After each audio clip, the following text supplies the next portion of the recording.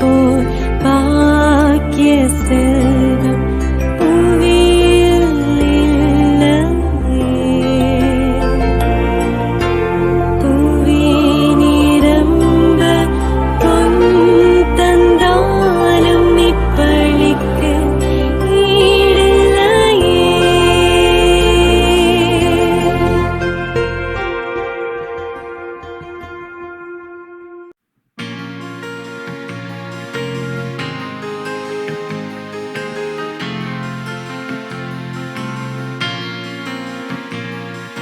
உன்னிதய வாசல் தேடி வருகிறேன், என் இதயம் முறையை என்னில் வாருமே. நீ இல்லையே நான் இல்லையே, நீர் இல்லையே நான் இல்லையே. நான் வாழ என் உள்ளம் வா, நான் வாழ என் உள்ளம் வா. உன்னிதய வாசல் தேடி வருகின்றேன்.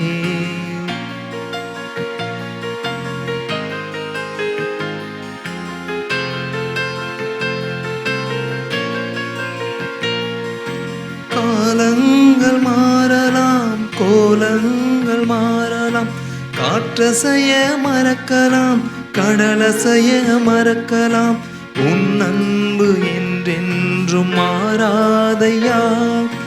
உன் நிழலில் நான் என்றும் வாழ்வேனையா. தந்தை மகன் தூயாவியாரின் பெயராலே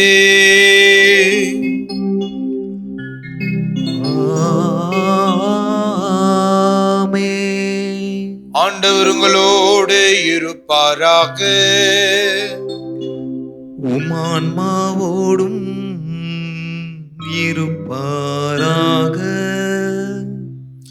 கிறிஸ்துவில் பிரியமான என் சகோதர சகோதரிகளே, மாதா தொலைக்காட்சியினுடைய நேயர்களே, தேவதாயினுடைய பிள்ளைகளே, ஆண்டவர் இயேசு கிறிஸ்துவனுடைய பக்தர்களே, உங்கள் அனைவரையும் இந்த காலை திருப்பலியில் சந்திப்பதில் பெரும் மகிழ்ச்சி அடைகிறேன். இன்றைக்கு புனித பெர்னார்டினுடைய விழாவை அன்னையாம் திருச்சபை நினைவு கூறுகிறது. புனித பெர்னார்ட் துறவு மடத்தினுடைய தலைவராகவும் மறைநூல் வல்லுநராகவும் தேவதாயினுடைய தலை சிறந்த பக்தராகவும் இருந்தார் என்று திருச்சபையினுடைய வரலாறு நமக்கு கற்றுத்தருகிறது. திருச்சபையில் ஒருமைப்பாட்டுக்கு ஒரு தூதுவனாகவும் தேவதாயின் பக்தியில் திருச்சபையை வழிநடத்துகிற ஒரு மாபெரும் மறை வல்லுநராகவும் இவர் திகழ்ந்தார். ஆகவே அவருடைய நினைவை கொண்டாடுகிற இந்த வேளையில் இந்த 2 வரங்களுக்காக நாம் இந்த திருப்பலியில் ஜெபிப்போம். முதலாவது, திருச்சபையில் ஒற்றுமை நிலவ வேண்டும். பல்வேறு கருத்துகள், பல்வேறு வாழ்க்கை சூழல்களை உடையவர்கள் அனைவரும் ஒரே மனத்தவராய், ஆண்டவர் இயேசுவினுடைய பிள்ளைகளாய், ஒரே உள்ளத்தோடு அவர்கள் இணைந்து திரு அவையை கொண்டாட வேண்டும் என்று இந்த திருப்பலியில் மன்றாடுவோம். இரண்டாவதாக, தேவதாயின் மீது இருக்கிற பக்தி, தேவதாயின் மீது இருக்கிற பற்றில் நாம் வளர வேண்டும். இவ்வாறு ஆண்டவர் இயேசுவுக்கு அருகே நாம் செல்ல வேண்டும். த்ரூ மேரி டு ஜீசஸ் என்று சொல்லுகிறோமே, அன்னை மரியாள் வழியாக இயேசுவிடம் செல்வதற்கான ஒரு புனித பயணத்தில் நாம் அனைவரும் ஈடுபட வேண்டும். அந்த திருப்பயணத்தை நாம் மேற்கொள்ள வேண்டும் என்று சொல்லி இந்த பரிசுத்த பலி பூசையை நாம் ஒப்பு கொடுத்து செபிப்போம். சகோதர சகோதரிகளே, நம்முடைய இல்லங்களில் இருந்து, நம்முடைய இல்லத்தினுடைய சொகுசுகளிலிருந்து இந்த திருப்பலியில் நாம் பங்கெடுத்தாலும், இந்த திருப்பலியினுடைய பலன்கள், இந்த மாபெரும் கல்வாரி பலியினுடைய பலன்கள் நாம் இருக்கிற இடத்தில் நம்மை சேரும்படி நம்மையே நாம் தயாரிக்க வேண்டும். ஆண்டவருடைய அருளையும் ஆண்டவருடைய கருணையையும் பெறுவதற்கு நமக்கு தகுதி இல்லை என்பதை நாம் உணர வேண்டும். கல்லான நம்முடைய இதயத்தை மாற்றுவதற்கு நம்மால் இயலாது, அவரால் இயலும் என்பதை நாம் புரிந்து கொள்ள வேண்டும். அதற்கு முதல் படியாக நாம் பாவிகள் எனவும் அவருடைய அருளும் இரக்கமும் நமக்கு தேவை எனவும் நாம் ஏற்றுக்கொள்ள வேண்டும். சகோதர சகோதரிகளே, தூய மறை நிகழ்வுகளில் நாம் தகுதியோடு பங்கு பெறும் பொருட்டு தடையாக இருக்கிற நம் குற்றங்களை ஏற்றுக்கொள்வோம்.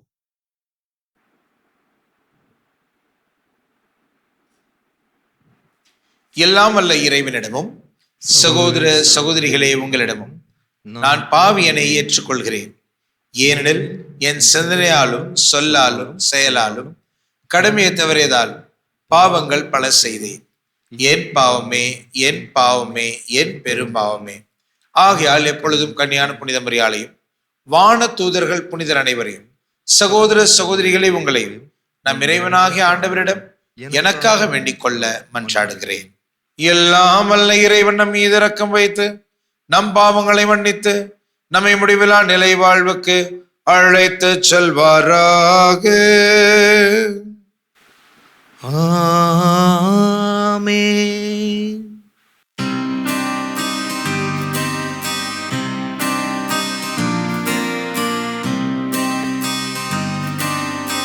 ஆண்டவரே இரக்கமாயிரும்.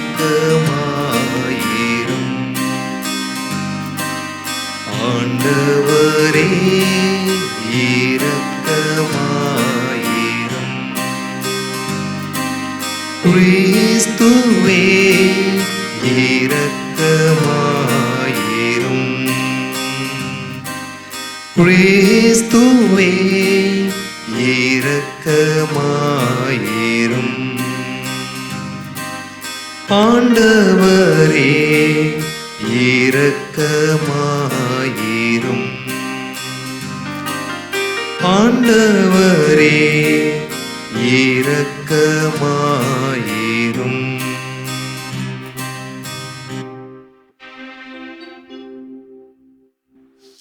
மன்றாடுவோமாக.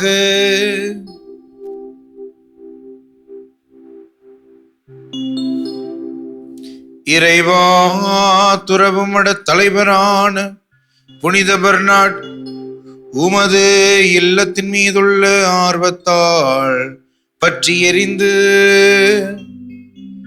உமது திரு அவையில் அறிவொளி வீசவும் அன்பு தீயை மூட்டவும் வரமளித்தீரே. அவருடைய பரிந்துரையால் நாங்கள் அவரை போலவே மிகுந்த ஆர்வத்தோடு ஒளியின் மக்களாக என்றும் வாழ அருள்வீராக. உம்மோடு தூய ஆவியாரின் ஒன்றிப்பில் இறைவனாய் என்றென்றும் வாழ்ந்து ஆட்சி செய்கிற எங்கள் ஆண்டவரும் உம் திருமகன் இயேசு கிறிஸ்து வழியாக உம்மை மன்றாடுகிறோம்.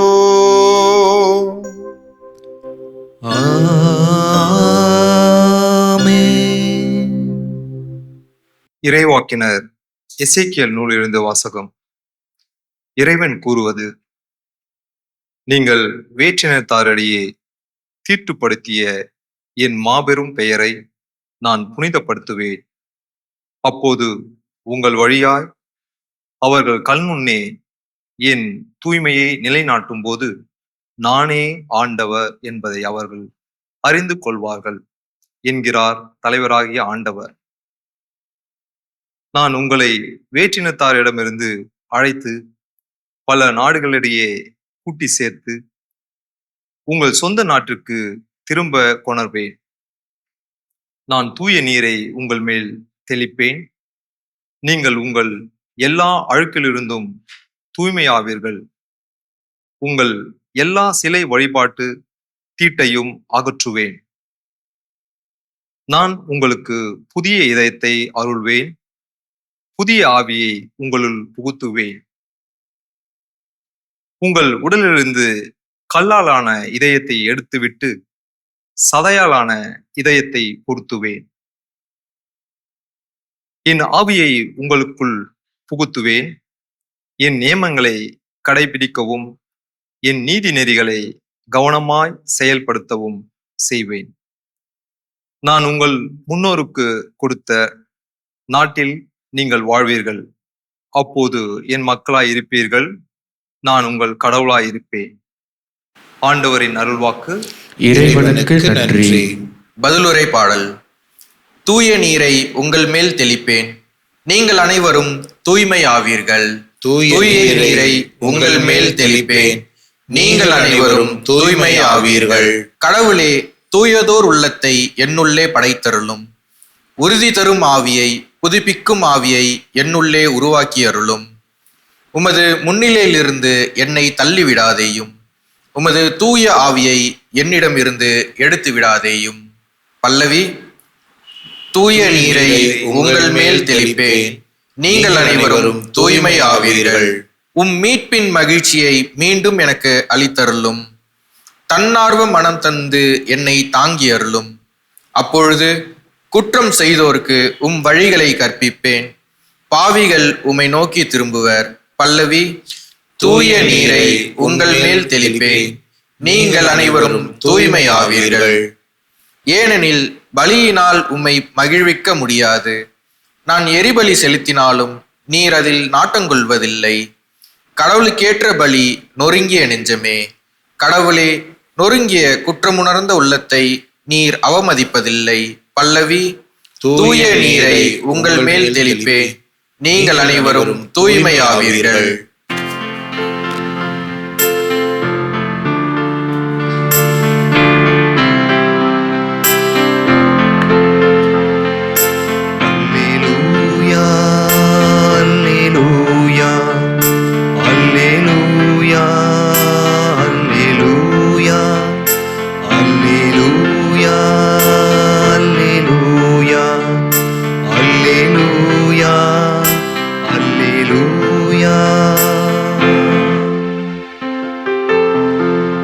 இன்று உங்கள் இதயத்தை கடினப்படுத்திக் கொள்ளாதீர்கள்.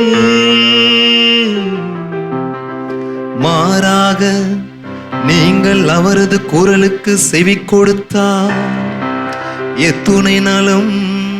அல்லேலூயா, அல்லேலூயா, அல்லேலூயா, அல்லேலூயா, அல்லேலூயா.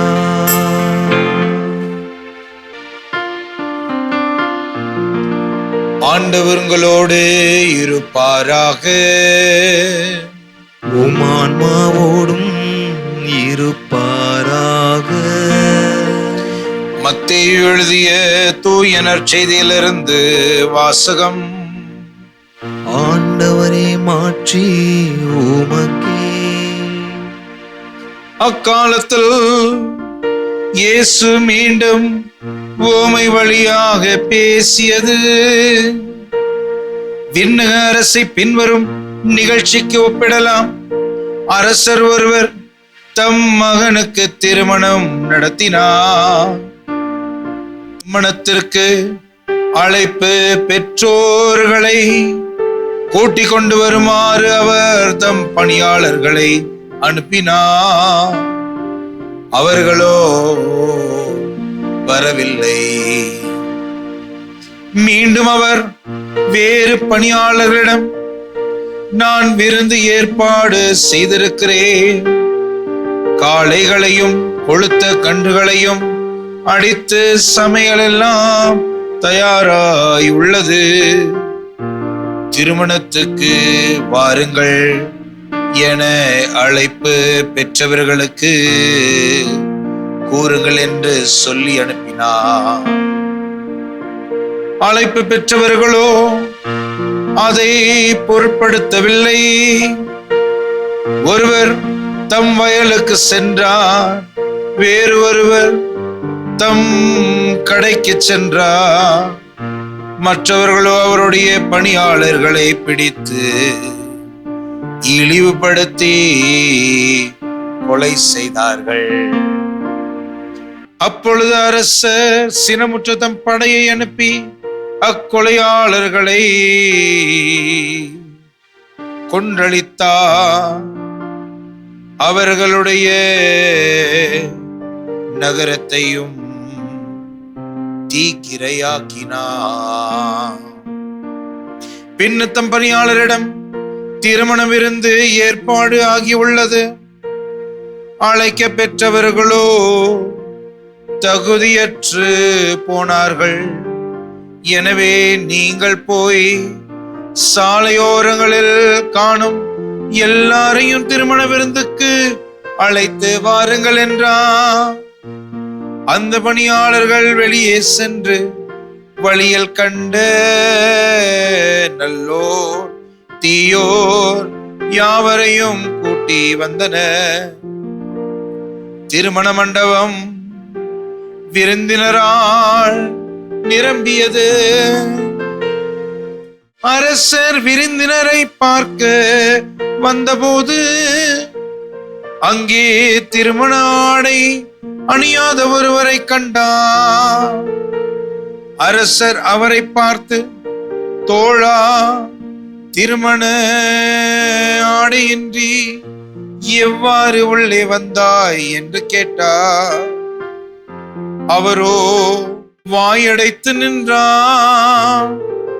அப்பொழுது அரசர் தம் பணியாளர்களிடம், அவனுடைய காலையும் கையையும் கட்டி புறம்பே உள்ள இருளில் தள்ளுங்கள், அங்கே அழுகையும் அங்கலாய்ப்பும் இருக்கும் என்றார். இவ்வாறு அழைப்பு பெற்றவர்கள் பல, ஆனால் தேர்ந்தெடுக்கப்பட்டவர்களோ சில. ஆண்டவரின் அருள்வாக்கு. கிறிஸ்துவே உமக்கு புகழ்.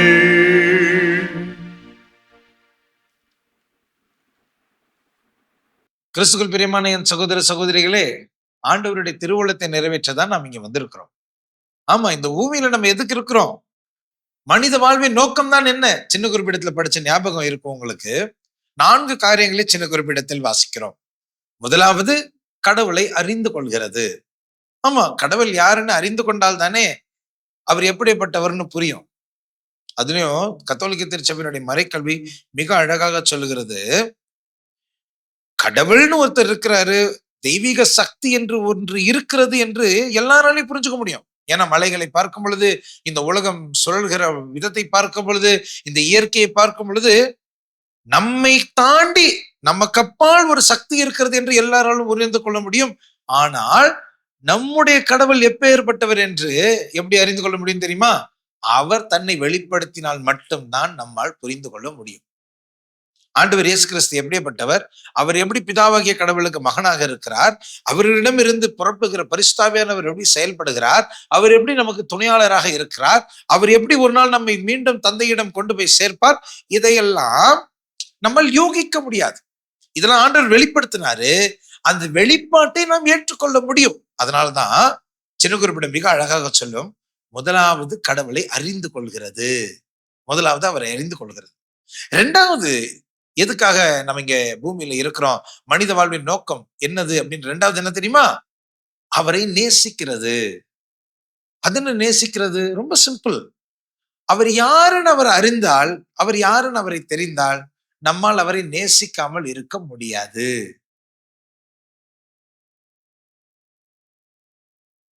அவர் யார் என்று நமக்கு தெரிஞ்சா, அவர் யாருன்னு நமக்கு புரிஞ்சா, நம்மளால் அவரை நேசிக்காமல் இருக்க முடியாது. எனக்கு பிரியமான என் சகோதர சகோதரிகளே, அப்போ முதலாவது ஆண்டவரை அறிந்து கொள்கிறது, 2வது அவரை நேசிக்கிறது. இப்ப கேள்வி என்னன்னா, அவரை நம்ம நேசிக்கிறோமா இல்லையான்றது எப்படி தெரியும்? How do we know? How will he know? அவருக்கு எப்படி தெரியும் நம்ம அவரை நேசிக்கிறோமா இல்லையான்றது? ஆண்டவர் சொல்லியிருக்கிறாரு, சின்னஞ்சிறு என் சகோதர சகோதரிகளுக்கு எதையெல்லாம் செய்தீர்களோ எனக்கே செய்தீர்கள்னு சொல்லியிருக்கிறாரு இல்லையா? அப்படின்னா அவரை நேசிக்கிறத நம்ம காட்டணும். எப்படி காட்டணும்? நம்மளுடைய சகோதர சகோதரிகளை நேசிப்பதன் மூலமாக, நம்மளுடைய சகோதர சகோதரிகளுக்கு சேவை செய்வதன் வழியாக, நம்முடைய சகோதர சகோதரிகளை பார்த்து கொள்வதன் வழியாக நம்ம ஆண்டவர்கிட்ட நம்ம அவரை நேசிக்கிறோன்றதை சொல்ல முடியும். அதனால்தான் சின்ன குறிப்பிடம் 3வதாக சொல்லும், அவரை அறிந்து கொள்கிறது, அவரை நேசிக்கிறது, அவரை சேவிக்கிறது, அவருக்கு சேவை செய்கிறது. எப்படி?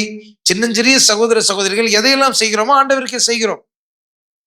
அப்ப இது 3மே நம்ம நல்லா பண்ணிட்டோம் அப்படின்னு சொன்னா, விவிலியம் சொல்லுகிறது, சின்ன குறிப்பிடம் சொல்லுகிறது, நம்ம நித்தியமாக கடவுளுடைய சமூகத்துல இருப்போம், அவரோட ஐக்கியத்துல இருப்போம், அவரோடு ஒன்றிணைந்து நம்மால் வாழ முடியும். நித்தியத்துக்கும் சதா காலங்களுக்கும் அவரோடு இணைந்து நம்மால் ஒரு வாழ்க்கை வாழ முடியும்.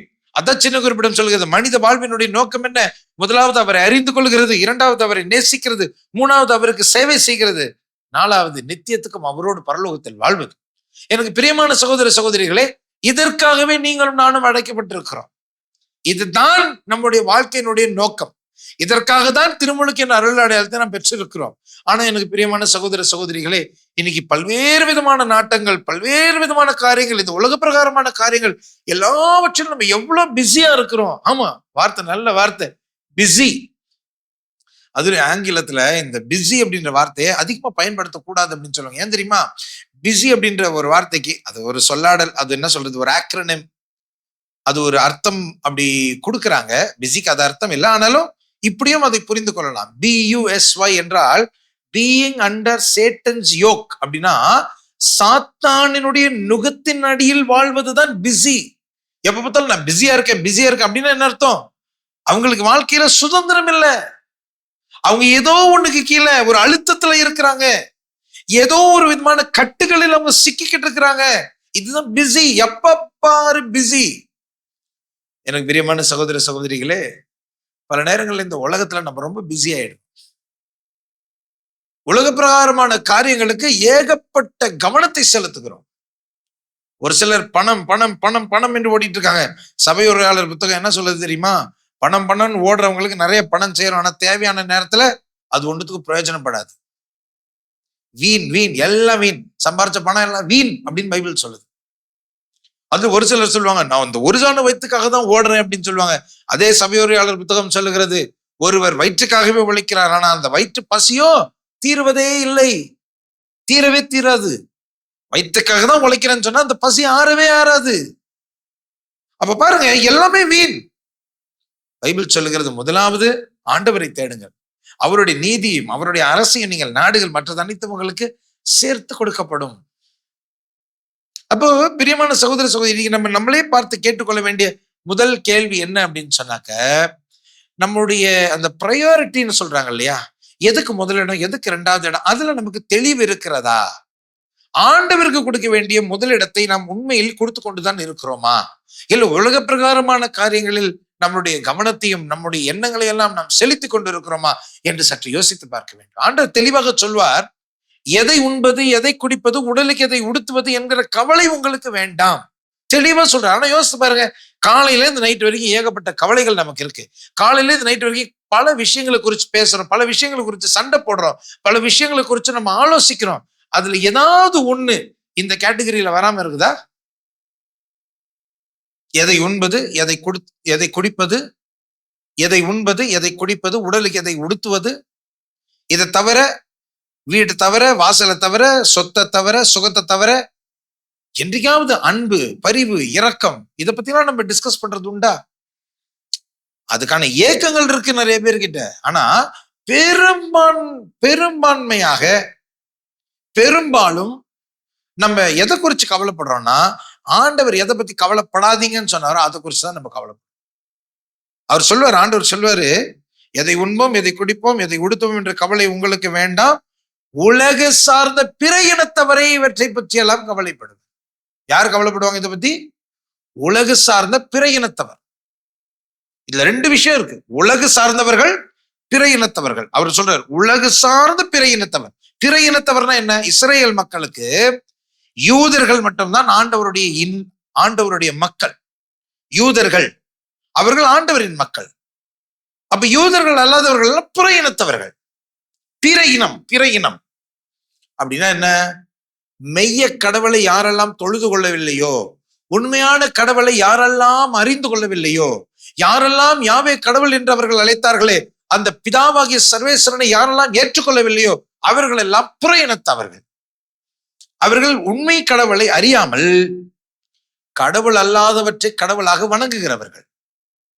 ஏன் நம்முடைய முன்னோர்கள் கூட அப்படித்தானே. தோமையார் இங்க வந்து நற்செய்தி அறிவிக்கிற 2000 வருஷத்துக்கு முன்னாடி தோமையார் இதே தமிழகத்துக்கு வந்து நற்செய்தி அறிவிக்கிறாரு. அவர் நற்செய்தி அறிவிக்கிறதுக்கு முன்னாடி நம்முடைய முன்னோர்கள் எல்லாம் எதை வழிபட்டு கொண்டிருந்தார்கள்? மலைகளையும் ஆறுகளையும் காடுகளையும் மரங்களையும் சூரியனையும் சந்திரனையும் நிலவுகளையும் நட்சத்திரங்களையும் அவர்கள் வழிபட்டு கொண்டிருந்தார்கள். அதாவது இயற்கைக்கு உன்னதமாய் இருக்கிற கொடைகளை எல்லாம் இயற்கையின் உன்னத படைப்புகளை எல்லாம், மனித சக்திக்கு அப்பால் எந்தெந்த சக்தி எல்லாம் இருக்கிறதோ அவற்றையெல்லாம் தெய்வமாக மனிதர்கள் வழிபட்டு கொண்டிருந்தார்கள். அப்போ ஒரு காலத்துல நம்முடைய முன்னோருக்கு யாரு கடவுள்னு தெரியாது. அந்த பிற இனத்தவரும் அப்படிதான். மலைகளையும் செடிகளையும் ஒரு சில மனித சக்திக்கு அப்பால் இருக்கிற ஒரு சில சக்திகளையும் இவர் தெய்வம் என்று வழிபட்டார். அதனாலதான் ஆண்டவர் சொல்றாரு, பிற இனத்தவர் இதை பத்தி எல்லாம் கவலைப்படலாம், ஆனா நீங்க கவலைப்படக்கூடாது. ஏன்? ஏனால் உங்கள் விண்ணக தந்தைக்கு இவற்றையெல்லாம் உங்களுக்கு தேவை என்று தெரியுமே. உங்கள் விண்ணக தந்தைக்கு இவற்றெல்லாம் உங்களுக்கு தேவை என்று தெரியும். யாருக்கு? உங்க அப்பாவுக்கு தெரியும். அப்போ ஒரு புற இனத்தார் இதை பத்தி கவலைப்படலாம். ஏன் கவலைப்படலாம்னா, அவன் உண்மையான தகப்பனை அறிந்து கொள்ளவில்லை, கடவுளை அறிந்து கொள்ளல. அவன் கடவுள் இல்லாதவற்றை கடவுளை நம்பிக்கிட்டு இருக்கிறான். அதனால அவன் கவலைப்பட்டா அதுல ஒரு அர்த்தம் இருக்குது. நீங்க ஏன் கவலைப்படணும்? நீங்க ஏன் கவலைப்படணும்? உங்கள் கடவுளுக்கு உங்களுக்கு என்னென்ன தேவைன்றது தெரியாதா? அவர் செய்து கொடுக்க மாட்டாரா? இது வரைக்கும் காத்தவர் இனியும் காக்க மாட்டாரா? இது வரைக்கும் ஒரு குறைவும் இன்றி காத்தவர் இனியும் காக்க மாட்டாரா? அப்பத்தை கேட்டால் கல்லை கொடுக்கிறவர் அவரு, மீனை கேட்டால் பாம்பை கொண்டு வந்து கொடுக்கிறவர் அவரு, முட்டையை கேட்டால் தேளை கொண்டு வந்து கொடுக்கிறவர் அவரு. நீங்களே உங்கள் பிள்ளைகளுக்கு நல்லவைகளை தர தெரிந்திருக்க பொழுது அவரால் தர இயலாதா அப்படின்னு அவரே கேட்கிறார். ஆக உலகு சார்ந்த பிற இனத்தவர், பிற இனத்தவர்னா நான் ஏற்கனவே சொன்னேன், அவர்கள் உண்மை கடவுளை அறியாதவர்கள். அவங்க கவலைப்படலாம், ஏன்னா அவங்களுக்கு செய்யறதுக்கு கடவுள், உண்மை கடவுள் அவர்களோடு இல்லை. அடுத்தது உலகு சார்ந்த அப்படின்ற வார்த்தையை சேர்த்துக்கிறார். அதுல உலகு சார்ந்தன்னா என்ன? நம்ம யோவானுடைய முதல் திருமுகம், 1 யோவான், யோவானினுடைய முதல் திருமுகம் 2வது அதிகாரம் 16வது வசனத்துல பார்க்கிறோம். 1 யோவான் 2:16. யோவான் முதல் திருமுகம் 2வது அதிகாரம் 16வது வசனத்துல வாசிக்கிறோம். உடல் ஆசை, இச்சை நிறைந்த பார்வை, செல்வ செருக்கு. 3 காரியங்கள். உடல் ஆசை, இச்சை நிறைந்த பார்வை, செல்வ செருக்கு ஆகியவை தந்தையிடமிருந்து வருவன அல்ல, உலகினின்றே வருகிறது. ரொம்ப அழகா சொல்லுது வசனம். உடல் ஆசை, இச்சையின் பார்வை, செல்வ செருக்கு. புனித அகஸ்தினார் இதுதான் 3 விதமான பாவ இயல்புகள் என்று சொல்ல, ட்ரிபிள் கான்கியூபிசன்ஸ் என்று சொல்லுவார். உடல் ஆசை, இச்சையின் பார்வை, செல்வ செருக்கு. பழைய மொழிபெயர்ப்புல ஜீவனத்தின் பெருமை இல்லாட்டி வாழ்வின் பெருமை அப்படின்னு சொல்லுவாங்க. செல்வ செருக்கு ஆகியவை தந்தையிடமிருந்து வருவன அல்ல. அப்படின்னா என்ன அர்த்தம்? கடவுள் நம்மளை படைக்கும் போது இதெல்லாம் நமக்குள்ள வச்சு படைக்கல, இவையெல்லாம் உலகினின்றே வந்தது. உலகமும் அழிஞ்சு போகுது, இதுவும் அழிஞ்சு போகுது அப்படின்னு அந்த வசனம் வர முடியும். நல்லா புரிஞ்சுக்கோங்க. இதெல்லாம் உலகத்திலிருந்து வந்ததுன்னா உலகு சார்ந்தவர்கள்னா யாரு? இதெல்லாம் உலகத்திலிருந்து வருதுன்னா உலகு சார்ந்தவர்கள் யாரு?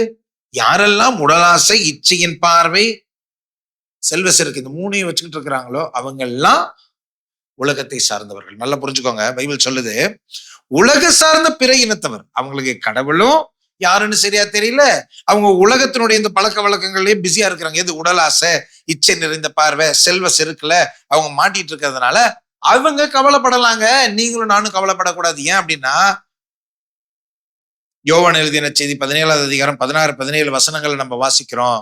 ஆண்டவர் இயேசு கிறிஸ்து தன்னுடைய சீடர்களுக்காக ஜெபிக்கும் போது சொல்லுகிறார், நான் இந்த உலகத்தை சார்ந்தவனா இல்லாதது போல அவர்களும் இந்த உலகத்தை சார்ந்தவர்கள் அல்ல, உண்மையினால் அவர்களை கற்பனமாக்கிறலும் உமது வார்த்தையே உண்மை.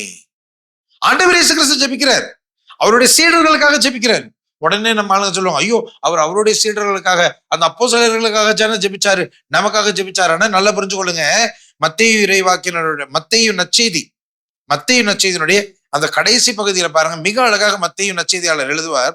ஆண்டவருடைய வார்த்தைகள், உலகெங்கும் சென்று படைப்புக்கெல்லாம் நற்செய்தி அறிவியுங்கள், தந்தை மகன் தூய ஆவியான் பேரால் அவர்களுக்கு திருமுழுக்கு கொடுங்க. எதுக்கு? அவர்களை சீடராக்குங்கள்.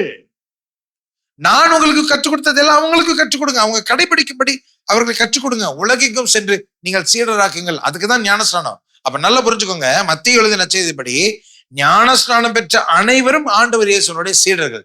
அப்படின்னா இயேசுனுடைய வார்த்தைகளின்படி யோவான் எழுதின செய்தி 17வது அதிகாரம் 16-17 வசனங்களின்படி நீங்களும் நானும் எப்படி இயேசு இந்த உலகத்தை சார்ந்தவர் அல்லவோ, எப்படி இயேசு கிறிஸ்து இந்த உலகத்தை சார்ந்தவர் இல்லையோ, அது போல நீங்களும் நானும் இந்த உலகத்தை சார்ந்தவர்கள் இல்லை. அதனால நம்ம இந்த உலக வழக்கின்படி கவலைப்பட போறது இல்லை, தேவையில்லை, அவர் பார்த்துக்கிறேன்னு சொல்றார். இன்னைக்கு இந்த நற்செய்தியில இதுதான் பார்க்கிறோம். திருமண விருந்தை ஏற்பாடு செய்த அந்த அரசன் விருந்துக்கு வாங்கன்னு சொல்லி அனுப்புறாரு. ஒவ்வொருத்தனும் ஒவ்வொரு சாக்கு போக்கு சொல்லிட்டு போறான். ஒருத்தன் நான் வயலுக்கு போகணுன்ட்டு போறான், ஒருத்தன் நான் கடைக்கு போகணுன்ட்டு போறான், எனக்கு வேற வேலை இருக்குன்ட்டு போறான். இது மட்டும் இல்லாம வந்திருக்கிற அந்த இறைவாக்கினரை அடிச்சு கொலையும் செய்யறாங்க. இது எவ்வளவு பெரிய ஆணவம் பாருங்க, இது எவ்வளவு பெரிய செருக்கு பாருங்க, இது எவ்வளவு பெரிய பெருமை பாருங்க. ஆண்டவர் கொடுத்த அந்த அழைப்பை புறக்கணிச்சது மட்டும் இல்லாம அந்த அழைப்பை குறித்து நினைவூட்ட வந்தவர்களையும் இவர்கள் கொலை செய்வார்கள்னால் இவர்கள் எவ்வளவு பெரிய அகங்காரம் உடையவர்கள் பாருங்க. அதனாலதான் அந்த அரசன் என்ன செய்யறாரு, போர் வீரர்கள் அனுப்பி அவங்களை ஒழிச்சு கட்டுறாரு, அந்த ஊர்லயும் ஒழிச்சு கட்டுறாரு. இவனுங்களுக்கெல்லாம் அழைப்பு கட்டது கொடுத்தேனே, இவங்களை ஒழிச்சு கட்டிட்டு, நல்ல கவனிங்க, அவர் கொடுத்தது அழைப்பு. அந்த அழைப்பை ஏற்றுக்கொள்ளாதவர்களை அவர் தீக்கிரையாக்கினார் என்று நற்செய்தி சொல்லுது. உஷாரா இருங்க சகோதர சகோதரிகளே. ஆண்டவர் கொடுத்த அழைப்பை ஒருத்தராலையும் புறக்கணிக்க முடியாது. ஆண்டவர் கொடுத்த அழைப்பை ஒருத்தர் புறக்கணிப்பானே சொன்னா அதுக்கான பிரதிபலனை அவன் அனுபவித்துதான் ஆக வேண்டும். உப்பு தின்னவன் தண்ணீர் குடித்துதான் ஆக வேண்டும். ஆண்டவர் கூப்பிட்டா போகணும். He compels you to make a choice. அவர் வலியுறுத்துறார், நான் கூப்பிட்டிருக்கேன் வா. வரலையா அதுக்கு தண்டனை அனுபவிக்கணும். அவர் அவ்வளவு செஞ்சிருக்கிறார், நமக்காக விருந்தை ஏற்பாடு செஞ்சிருக்கிறார், நம்ம கௌரவிக்கிறதுக்காக அவருடைய சொந்த வீட்டை திறந்து கொடுத்திருக்கிறாரு. வந்து சேருன்னு சொல்றார். வராதவங்களை அவர் தீக்கிரையாக்குகிறார். எனக்கு பிரியமான சகோதர சகோதரிகளே, ஆண்டவருடைய அழைப்பை புறக்கணித்தவர்கள் அந்த தண்டனை தீர்ப்புக்கு ஆளாவார்கள். இதை நாம் புரிந்து கொள்ள வேண்டும். ஆண்டவருடைய அழைப்பு புறக்கணிச்சுட்டு நான் இப்படி வேணா இருந்துக்குவேன், நான் பாட்டுக்கு உலக பிரகாரமா வாழ்ந்துக்குவேனா, அதற்கு பிரதிபலனை அனுபவித்துதான் ஆக வேண்டும். இது புரிந்து கொள்ளணும். இது முதலாவது. இரண்டாவது, அவருடைய அழைப்பு பெற்றவர்கள் அந்த அழைப்பு புறக்கணிக்கும் போது ஆண்டவர் என்ன பண்றாரு பாருங்க, பொது வெளியில எல்லாரையும் அழைச்சிடுறாரு. யார் யார் இருக்கிறாங்களோ, அவன் நல்லவனோ கெட்டவனோ அதை பத்தி எல்லாம் கவலை, நீ வா. ஒருத்தனை கூப்பிட்டா அவன் வரல, சாப்பாடு ரெடியா இருக்குது, பந்தி ரெடியா இருக்குது, நீ வா அப்படின்னு சொல்லி எல்லாரையும் கூப்பிடுறாரு. நல்ல கவனிங்க, கூப்பிட்ட உடனே எல்லாரும் போதான் செய்யறாங்க. ஆனாலும் அந்த திருமண விருந்துல அந்த இடத்துக்கான டெக்கோரத்தை யார் மெயின்டைன் பண்ணலையோ அவங்களையும் அவர் கடுமையா சாடுறார், அவங்களையும் கண்டிக்கிறார். ஒரு விஷயம் புரிஞ்சு கொள்ளுங்க, ஆண்டவர் அழைப்பை கொடுக்கிறார் ஒரு சிலருக்கு, அந்த அழைப்பை அவங்க நிராகரிச்சுட்டாங்கன்னா அதுக்கு தண்டனை உண்டு. அதே நேரத்துல அழைப்பை ஏற்றுக்கொண்டு அந்த அழைப்புக்கு தன்னை தயாரிக்கிறவனுக்கு தண்டனை உண்டு. ரெண்டும் உண்டு. அழைப்பை மறுக்கிறவனுக்கும் தண்டனை உண்டு, அழைப்பை ஏற்று அதற்கு தன்னையே தயாரிக்காதவனுக்கும் தண்டனை உண்டு. என்னடா இந்த சாமியார காலங்காத்தால் வர தண்டனை பத்தி பேசிட்டு இருக்காரு அப்படின்னு நினைக்காதீங்க. எனக்கு பிரியமான சகோதர சகோதரிகளே, பைபிள்ல ஒரு வார்த்தை உண்டு இல்லையா, ஆண்டவர் இயேசு சொல்வாரு, பன்றிகளுக்கு முத்துக்களை போடக்கூடாது. ஏன் முத்துக்களை போடக்கூடாது அப்படின்னு சொன்னா, அந்த பன்றிகளுக்கு அந்த முத்தினுடைய அருமை புரியாது. ஆண்டவர் அந்த விஷயத்துல ரொம்ப தெளிவா இருக்கிறார். ஆண்டவர் எல்லாத்தையும் கொடுக்க தயாரா இருக்கிறார். ஆனா அருமை தெரிஞ்சவங்களுக்கு தானே கொடுக்க முடியும். ஒருத்தங்களுக்கு அவர் கொடுக்கிற அந்த பரிசுனுடைய அருமையே புரியல, அருமையே தெரியல, அவர் எப்படி கொடுக்க முடியும்? அவர் எப்படி அதை வேஸ்ட் பண்ண முடியும்? அதனாலதான் இந்த அழைப்பு ஏன் இந்த உவமை ஆண்டவர் சொல்றாருன்னா, கேர்ஃபுல்லா இருங்க, ரொம்ப லைட்டா எடுத்துக்காதீங்க ஆண்டவரை. உங்க கிறிஸ்தவ வாழ்க்கையை ரொம்ப லைட்டா எடுத்துக்காதீங்க.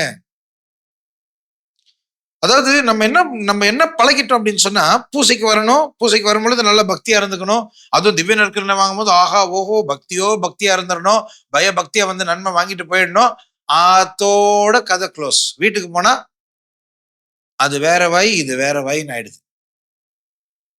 அதுக்கப்புறம் வர பேச்சுக்களும் வித்தியாசமா இருக்கு, சிந்தனையும் வித்தியாசமா இருக்கு, டிவியில பாக்குற அந்த டிவி சீரியலும் வித்தியாசமா இருக்கு, பேசுற பேச்சும் வித்தியாசமா இருக்கு, செல்போனை பயன்படுத்துற விதமும் வித்தியாசமா இருக்கு. அதுக்கும் இதுக்கு ஏதாவது சம்பந்தம் இருக்கான்னு யோசித்து பாருங்களேன். நம்ம வெளியரங்கமாக வாழ்கிற வாழ்க்கைக்கும் கோயிலுக்குள்ள திருச்சபையில வாழ்கிற வாழ்க்கைக்கு ஏதாவது சம்பந்தம் இருக்குதா? இருக்கணும்ல. அதெல்லாம் உள்ள ஒண்ணு வச்சுக்கிட்டு வெளியே ஒண்ணு வாழ்றதா? இங்க ஒரு மாதிரி வெளியே ஒரு மாதிரி இருந்துட முடியுமா? எல்லா இடத்துலயும் ஒரே மாதிரி தானே இருக்கணும். எனக்கு பிரியமான சகோதர சகோதரி, இதைத்தான் ஆண்டவர் விரும்புகிறார். நான் கூப்பிட்டு இருக்கிறேனா, நீ வா. வரும் பொழுது அதுக்கான தயாரிப்போட வா. ரெண்டு முக்கியம். அவர் கூப்பிட்டா வரணும், வந்தா தயாரிப்போட வரணும். எனக்கு பிரியமான சகோதர சகோதரிகள், ஒரு சில நொடிகள், எனக்கு பிரியமான சகோதர சகோதரிகளை ஒரு சில நொடிகள் கண்களை மூடி சற்று தியானித்து பார்ப்போம். இன்றைக்கு உண்மையாகவே ஆண்டவர் என்னை அழைத்திருக்கிறார் என்பதை நான் உணர்கிறேனா? உண்மையாகவே ஆண்டவருடைய அழைப்புக்கு செவி சாய்த்து உலக பிரகாரமான காரியங்களிலிருந்து என் முகத்தை திருப்பிக் கொண்ட ஆண்டவர் பக்கம் நான் திரும்பி இருக்கிறேனா? ஏழை எளியவர்களுடைய கண்ணீரை பார்ப்பதிலும் அவர்களுடைய கண்ணீரை துடைப்பதிலும், சின்னஞ்சிறிய என் சகோதர சகோதரிகளுக்கு எதெல்லாம் செய்தீர்களோ எனக்கே செய்தீர்கள் என் ஆண்டவர் இயேசு சொன்னாரே, ஆண்டவர் இயேசுக்கு சேவை செய்கிற அந்த மனமுடையவராக நான் இருக்கிறேனா? சற்று சிந்தித்து பார். இல்ல உலக பிரகாரமான வாழ்க்கை வாழ்ந்து கொண்டு உடல் ஆசை, இச்சை நிறைந்த பார்வை இவைகளுக்கே என்னை செலுத்தி கொண்டு எப்ப பார்த்தாலும் சுயநலத்தோடு வாழ்ந்து கொண்டிருக்கிற ஒரு உலக பிரகாரமான மனிதனாக நான் வாழ்கிறேனா என்று சற்று சிந்தித்துப்பார். ஆண்டவர் இயேசு சொல்வார், உண்மையினால் அவர்களை உமக்கு அர்ப்பணமாக்கியவர்களும் அது வார்த்தையே உண்மை. இன்றைக்கு இறை வார்த்தை நம்மை சுத்திகரிக்க வந்திருக்கிறது, நமக்கு வாழ்வளிக்க வந்திருக்கிறது. இந்த இறை வார்த்தை நம்மை தொடட்டும், இந்த இறை வார்த்தை நம்மை புடமிடட்டும், இந்த இறை வார்த்தை நம்மை உருமாற செய்யட்டும். இவ்வாறு ஆண்டவரை அறிந்து கொள்ளவும், அவரை நேசிக்கவும், அவருக்கு சேவை செய்யவும், இவ்வாறு சின்னஞ்சிறிய அவருடைய சகோதர சகோதரி, அதாவது ஏழை எளியவர்களுக்கு நம்மாலான உதவியை செய்யவும், இவ்வாறு பரலோகத்துக்கு ஒரு நாள் வந்து சேரவும் ஆண்டவர் நமக்கு அருள் புரிய வேண்டும் என்று தொடர்ந்து இந்த திருப்பலியில் மன்றாடும். குறிப்பாக திருமண வீட்டுக்கு செல்லும் பொழுது திருமண ஆடையை ஆண்டவர் அரசன் எதிர்பார்க்கிறார் என்று விவிலியத்தில் வாசிச்சோமே. இன்னைக்கு நாமும் பரலோகத்துக்கு போனோமா? அப்ப போனா அந்த இடத்துல கேட்பாங்களே, நீங்க திருமண ஆடை அணிந்து வந்திருக்கிறீங்களே, எது திருமண ஆடை? ஆண்டவர் இயேசு கிறிஸ்துவை அணிந்து கொள்கிறது தான் விண்ணகத்தில் தேவைப்படுகிற திருமண ஆடை. அது எப்படி செய்கிறது? அது எப்படி செய்யறது? திருமலுக்கு பெற வேண்டும், செய்த பாவங்களுக்காக ஒவ்வொரு அடையாளத்தில் மன்னிப்பு பெற வேண்டும். இவ்வாறு நம் கிறிஸ்துவை ஆடையாய் அணிந்திருக்க முடியும். கடைசி எப்ப பாவ சங்கீதனம் செஞ்சோன்னு யோசித்து பாருங்க. எத்தனை சாவான பாவங்களை செய்கிறோம், எத்தனை முறை பாவ சங்கீதனம் செய்கிறோம் என்று யோசித்து பாருங்க. முடிந்த வரைக்கும் எவ்வளவு சீக்கிரம் முடியுமோ நல்ல பாவ சங்கீதனம் செய்யுங்க. பாவ வாழ்விலிருந்து வெளியே வாருங்கள். உடலாசை, இச்சை நிறைந்த பார்வை, செல்வ செருக்கு ஆகியவற்றையெல்லாம் உதறி தள்ளி ஆண்டவர் இயேசு கிறிஸ்துவை நோக்கி திரும்பி வாருங்கள். நல்ல பாவ சங்கீதனம் செய்து இயேசு இரட்சகரை திருவிருந்திலே பெறுவோமேயானால் நிச்சயம் அந்த திருமண விருந்தில் மகிழ்கிற, சந்தோஷமாய் ஆடி பாடுகிற ஒரு விருந்தாளியாக நீங்களும் நானும் மாற முடியும், வாழ முடியும். அத்தகைய ஒரு நிலைக்கு ஆண்டவர் தாமே நம்மை வழிநடத்த வேண்டும் என்று சொல்லி இந்த பரிசுத்த பலிபூசையில் தொடர்ந்து மன்றாடுவோம். ஆமென். ஆகவே பிரியமான என் சகோதர சகோதரிகளை, இப்பொழுது நம்முடைய தேவைகளுக்காக ஜெபிக்கிற வேளையில் ஆண்டவர் தாமே நம் இதயத்தை புதுப்பிக்க வேண்டும், ஆண்டவர் தாமே நொறுங்கிய இதயத்தை ஏற்றுக்கொள்ள வேண்டும் என்று சொல்லி தொடர்ந்து நம்முடைய தேவைகளுக்காகவும் உலகத்தினுடைய தேவைகளுக்காகவும் மன்றாடுவோம். அன்பு தந்தையே, உமது திரு அவையை வழிநடத்தும் திருத்தந்தை 14ஆம் லியோ, ஆயர்கள், அருள் பணியாளர்கள், துறவியர் மற்றும் இறைமக்கள் அனைவரையும் உமது தூய ஆவியால் நாள்தோறும் புதுப்பித்து அன்பிலும் புனிதத்திலும் வளர்ந்து தங்கள் வாழ்வால் உலகிற்கு கிறிஸ்துவை எடுத்துரைக்கும் சாட்சிகளாக திகழ அருள் புரிய இறைவா உம்மை மன்றாடுகிறோம். ஆண்டவரே, எங்கள் மன்றாட்டை கேட்டருளும். நீதியின் இறைவா, உலக நாடுகளையும் எம் நாட்டை வழிநடத்தும் தலைவர்களின் உள்ளங்களை புதுப்பித்து சுயநலத்தையும் அதிகார வேட்கையையும் விடுத்து நேர்மையோடும் பொறுப்புணர்வோடும் மக்களுக்கு பணியாற்றவும், குறிப்பாக ஏழைகள், ஒடுக்கப்பட்டோர் மற்றும் நலிவுற்றோரின் உரிமைகளையும் மாண்பையும் பாதுகாக்கவும் அருள் புரிய இறைவா உம்மை மன்றாடுகிறோம். ஆண்டவரே, எங்கள் மன்றாட்டை கேட்டருளும். ஆறுதலின் இறைவா, நோய், தனிமை, வறுமை, மனசோர்வு மற்றும் வாழ்வின் பல்வேறு போராட்டங்களால் துன்புறும் உமது பிள்ளைகளை கனிவுடன் நோக்கியருளும். அவர்களின் சோர்ந்த உள்ளங்களை தேற்றி நம்பிக்கையை புதுப்பித்து துன்பங்களின் நடுவிலும் உமது உடனிருப்பை உணர்ந்து புதிய எதிர்நோக்குடன் வாழ அருள் புரிய இறைவா உம்மை மன்றாடுகிறோம். ஆண்டவரே, எங்கள் மன்றாட்டை கேட்டருளும். எங்களை புதுப்பிக்கும் இறைவா, மாதா தொலைக்காட்சி வழியாக இத்திருப்பலியில் பங்கேற்கும் எங்கள் ஒவ்வொருவரின் உள்ளத்தையும் தொட்டருளும். எங்களிடம் உள்ள கடின உள்ளம், பகைமை, பொறாமை, சுயநலம் ஆகியவற்றை அகற்றி அன்பு செய்யும் இதயத்தையும் மன்னிக்கும் இதயத்தையும் பிறருக்கு செவிமடுக்கும் இதயத்தையும் எங்களுக்கு தந்து எங்கள் அன்றாட வாழ்வில் உமது அன்பிற்கு சான்று பகர அருள் புரிய இறைவா உம்மை மன்றாடுகிறோம். ஆண்டவரே, எங்கள் மன்றாட்டை கேட்டருளும். நம்முடைய தனிப்பட்ட தேவைகளுக்காக மன்றாடுவோம். என்றும் வாழும் எல்லாம் அல்ல இறைவா, உம்முடைய பிள்ளைகளுடைய வேண்டுதல்களுக்கு செவி சாய்த்து எங்கள் இதயங்களை புதுப்பிக்க உம்மை வேண்டுகிறோம். இவ்வாறு எங்கள் ஆண்டவராகிய இயேசு கிறிஸ்துவின் சாட்சிகளாக இந்த உலகத்தில் திகழவும் அவர் தந்த அழைப்பை ஏற்று புனிதமடைய எங்களுக்கு உமது ஆவியின் அருளை தருவீராக. எங்கள் ஆண்டவராகிய அதே கிறிஸ்து வழியாக உம்மை மன்றாடுகிறோம்.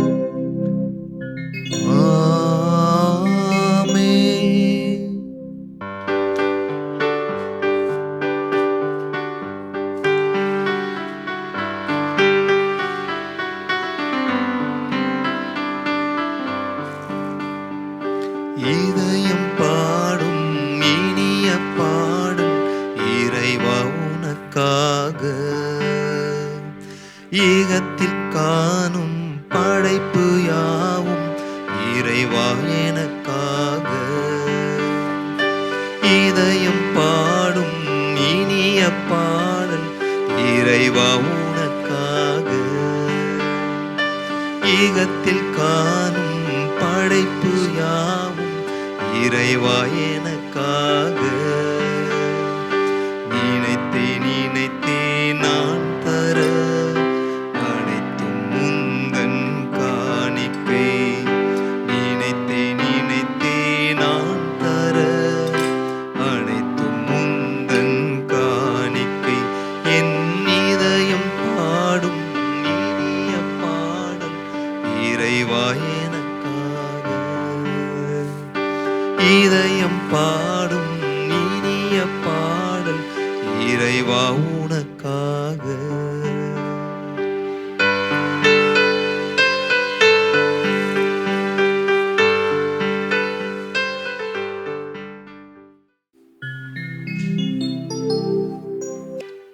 சகோதர சகோதரிகளே, என்னுடையது உங்களுடையதுமான இந்த பலி எல்லாமல்ல தந்தை ஆகிய கடவுளுக்கு ஏற்றதாகும்படி மன்றாடுங்கள். ஆண்டவர் தம் திருப்பெயரின் புகழ்ச்சிக்காகவும் ஆட்சிக்காகவும் உமது நன்மைக்காகவும் புனித திரு அவையின் அனைத்து நலனுக்காகவும் உமது கையிலிருந்து இப்பலியை ஏற்றுக்கொள்வாராக. ஆண்டவரே, சொல்லிலும் செயலிலும் மாண்புற்ற துறவு மடத் தலைவரான புனித பெர்னார்டு உமது திரு அவையில் ஒழுங்கும் ஒருமைப்பாடும் நிலவ அயராது உழைத்தார். அப்புனிதரை நினைவு கூறும் நாங்கள் உமது மாட்சிக்காக ஒப்பு கொடுக்கும் ஒற்றுமை, அமைதி ஆகியவற்றின் அடையாளத்தை கனிவாய் ஏற்றருள்வீராக. எங்கள் ஆண்டவராகிய கிறிஸ்து வழியாக உம்மை மன்றாடுகிறோம்.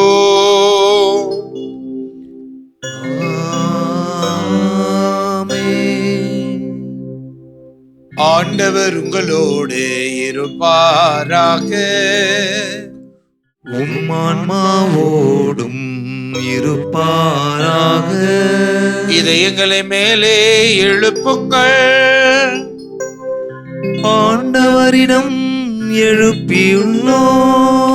நம் இறைவனாகிய ஆண்டவருக்கு நன்றி கூறுவோம். அது தகுதியும் நீதியும் ஆனதே.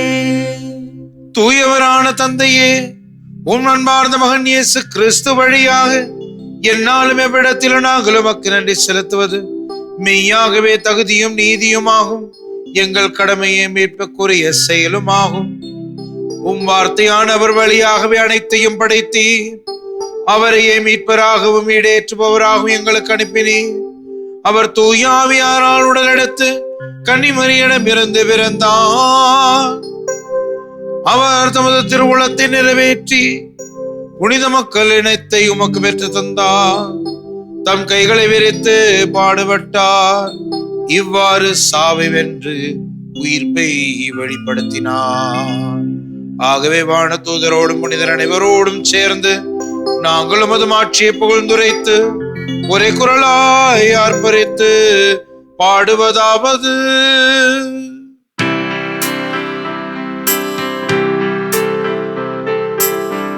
தூயவர் தூயவர் தூயவர் வான் படைகளின் கடவுளாம் ஆண்டவர். விண்ணகமும் மண்ணகமும் உமது மாட்சியால் நிறைந்துள்ளன. உன்னதங்களிலே ஓசன்னா, உன்னதங்களிலே ஓசன்னா. ஆண்டவர் பெயரால் வருகிறவர் ஆசீர் பெற்றவர். உன்னதங்களிலே ஓசன்னா, உன்னதங்களிலே ஓசன்னா. ஆண்டவரே, மெய்யாகவே தூயவர், தூய்மை அனைத்திற்கும் ஊற்று. ஆகவே முடியாவே பொழிந்தி காணிக்கைகளை தூய்மைப்படுத்த வேண்டுகிறோம். இவ்வாறு எங்கள் ஆண்டவராகிய இயேசு கிறிஸ்துவின் உடலும் இரத்தமுமாக எங்களுக்கு இவை மாறுவனவாக. அவர் பாடுபட உலங்கணிந்து தம்மை கையளித்த போது அப்பத்தை எடுத்து நன்றி செலுத்தி அதை விட்டு தம் சீடர்களுக்கு அளித்து கூறியதாவது: அனைவரும் இதிலிருந்து பெற்று உண்ணுங்கள். ஏனெனில் இது உங்களுக்காக கையளிக்கப்படும் என் உடல்.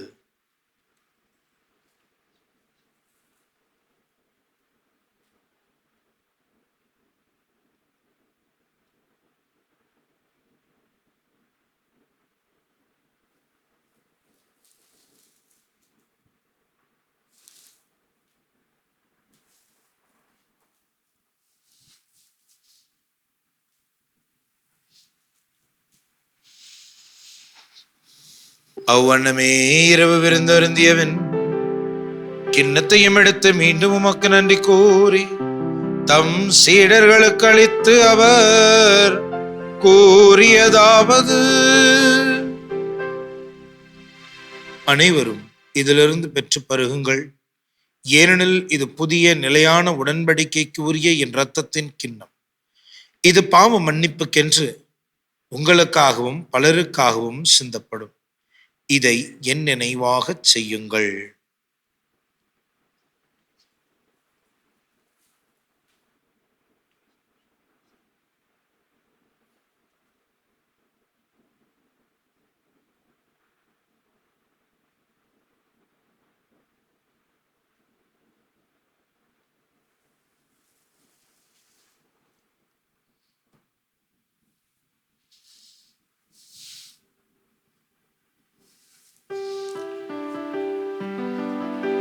நம்பிக்கையின் மறைபொருள். ஆண்டவரே, நீர் வருமளவும் உமது இறப்பினை அறிக்கையிடுகின்றோ, உமது உயிர்ப்பினையும் எடுத்துரைக்கின்றோ. ஆகவே ஆண்டவரே, நாங்கள் கிறிஸ்துவின் இறப்பினையும் உயிர்ப்பின் நினைவு கூர்ந்து வாழ்வதரும் அப்பத்தையும் மீட்பளிக்கும் கிண்ணத்தையும் உமக்கு ஒப்புக் கொடுக்கின்றோம். திருமுனின்று ஊழியம் புரிய தகுந்தவர்கள் எங்களை ஏற்றுக்கொண்டே, எனவே உமக்கு நன்றி செலுத்துகிறோம். மேலும் கிறிஸ்துவின் உடலிலும் இரத்தத்திலும் பங்கு கொள்ளும் எங்களை தூய ஆவியார் ஒன்று சேர்க்க வேண்டும் என உம்மை தாழ்மையுடன் மன்றாடுகிறோம். ஆண்டவரே, உலகெங்கும் பரவி இருக்கும் போது திரு அவை நினைவு கூர்ந்தருளும். எங்கள் திருத்தந்தை லியோ, எங்கள் ஆயர் ஜார்ஜ், எல்லா திருநிலையினராகிய அனைவரோடும் உமது திரு அவை அன்பில் நிறைவு பெற செய்தருளும். மேலும் உயர்த்தலும் எதிர்நோக்குடன் துயில் கொள்ளும் எங்கள் சகோதர சகோதரிகளையும் இறந்தோர் அனைவரையும் இரக்கத்தோடு நினைவு கூர்ந்து உமது திருமுக ஒளியினுள் ஏற்றருளும். எங்கள் அனைவர் மீதும் இரக்கமாயிரும். கடவுளின் கன்னித்தாயான புனித மரியா, அவருடைய கணவரான புனித யோசேப்பு, புனித திருத்தூதர்கள், எங்கள் உயர்மறை மாவட்ட பாதுகாவலரான புனித தோமா, இவ்வுலகில் முகுந்தவராய் இறந்தவராகிய புனிதர் அனைவருடனும் நாங்கள் நிலைவாழ்வில் பங்கு கொள்ளும் தகுதி பெற்று உம் திருமகன் இயேசு கிறிஸ்து வழியாக உம்மை புகழ்ந்தேத்து மறுமருள உம்மை மன்றாடுகிறோம்.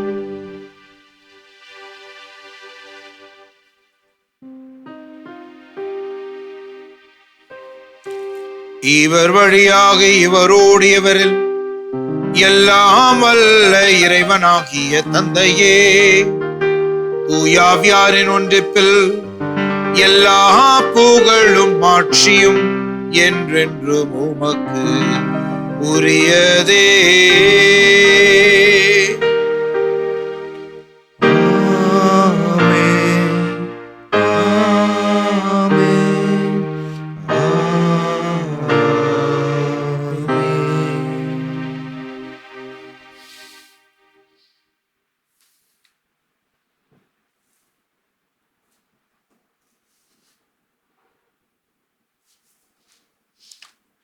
மேற்பெரின் கட்டளையால் கற்பிக்கப்பட்டு இறை படிப்பினையால் பயிற்சி பெற்றிருக்கிற நாம் துணிந்து சொல்வோம். விண்ணுலகில் இருக்கிற எங்கள் தந்தையே, உமது பெயர் தூயதென போற்றப் பெறுக. உமது ஆட்சி வருக.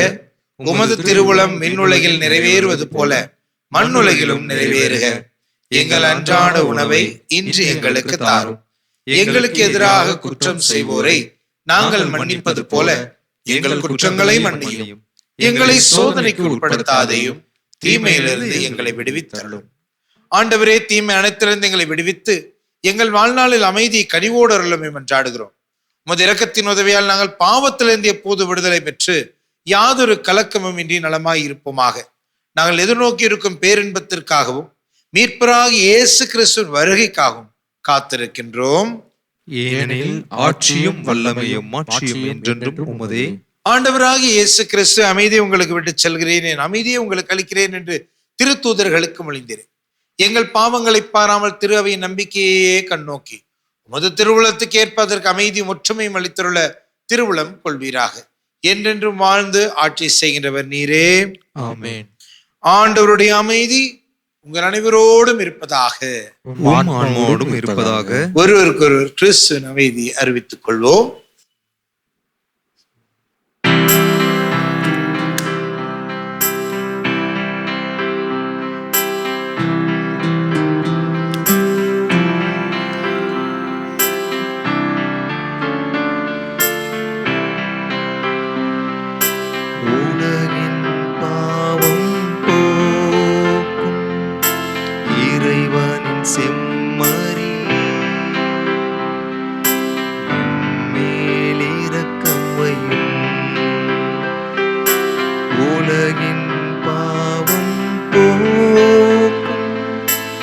இறைவனின் செம்மறியே,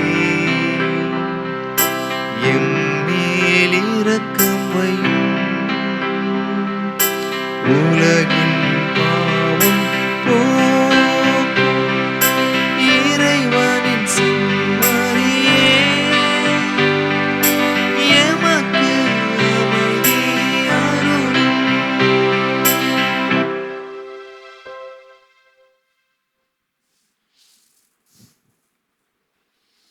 இதோ இறைவனின் செம்மறி, இதோ உலகின் பாவங்களை போக்குகிறவர். இந்த செம்மறியின் விருந்துக்கு அழைக்க பெற்றோர் நம் அனைவரும் பேறு பெற்றோர். ஆண்டவரே, நீர் என் இல்லத்தில் எழுந்தருளி வர நான் தகுதியற்றவன். ஆனால் ஒரு வார்த்தை மட்டும் சொல்லியருளும், எனது ஆன்மா நலமடையும்.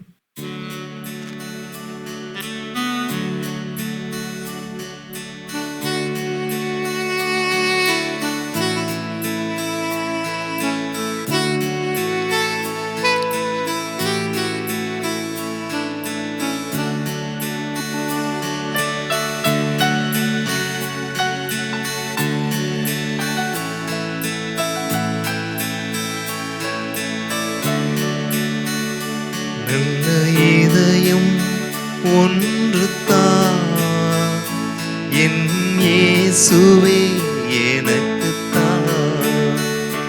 நல்ல இதயம் ஒன்று தான் என் இயேசுவே எனக்குத்தான். அதில் அன்பை நிறைத்துத்தான் அனைவருக்கும் நான் அளிக்கத்தான். நல்ல இதயம் ஒன்று தான் என் இயேசுவே எனக்குத்தான்.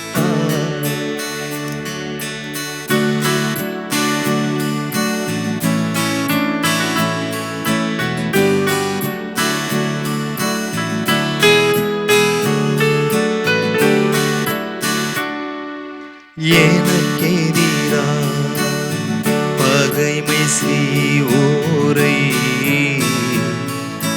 மன்னிக்கும் மனதைத்தான். எனக்கெதிரா பகைமை செய்வோரை மன்னிக்கும் மனதைத்தான். அந்த பகைமையை திரும்ப நினையாமல் நான் மறக்கும் மனதைத்தான். நல்ல இதயம் ஒன்று தான் என் இயேசுவே எனக்குத்தான். நல்ல இதயம் ஒன்று தான் என் இயேசுவே எனக்குத்தான். மன்றாடுவோமாக. ஆண்டவரே, புனித பர்னார்டினுடைய விழாவில் நாங்கள் உட்கொண்ட திரு உணவு எங்களிடம் தன் நற்பண்புகளை விளைவிப்பதாக. நாங்கள் அவரது எடுத்துக்காட்டால் திடமும் அவருடைய படிப்பினையால் பயிற்சியும் பெற்று மனிதரானவும் வார்த்தை மீது கொண்ட அன்பால் ஆட்கொள்ளப்படுவோமாக. என்றென்று வாழ்ந்து ஆட்சி செய்கின்ற அவர் வழியாக உம்மை மன்றாடுகிறோம்.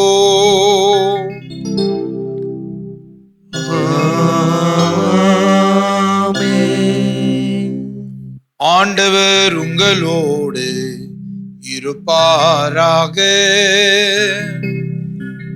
உம் ஆன்மாவோடும் இருப்பாராக.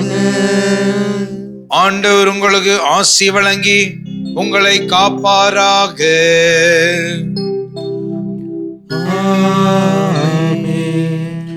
ஆண்டவர் தமது திருமுகத்தை உங்கள் மேல் ஒளிரச் செய்து உங்களுக்கு இரக்கம் காட்டுவாராக.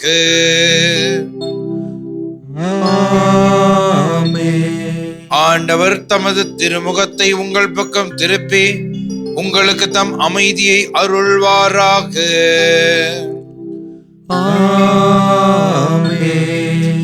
எல்லாம் வல்ல இறைவன் தந்தை மகன் தூயாவியாரின் ஆசி உங்கள் மீது இறங்கி உங்களோடு என்றும் தங்குவதாக.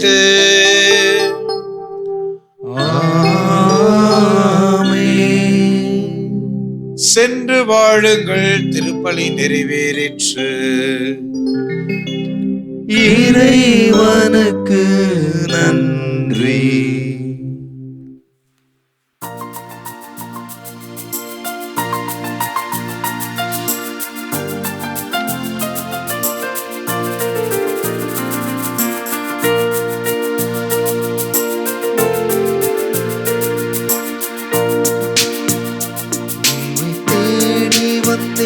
சுமை தீரும் அம்மா, உன்னை தேடி வந்தேன் சுமை தீரும் அம்மா. உலகாலும் தாயே அருள் தாரும் அம்மா, உலகாலும் தாயே அருள் தாரும் அம்மா. உம்மை தேடி வந்தேன் சுமை தீரும் அம்மா,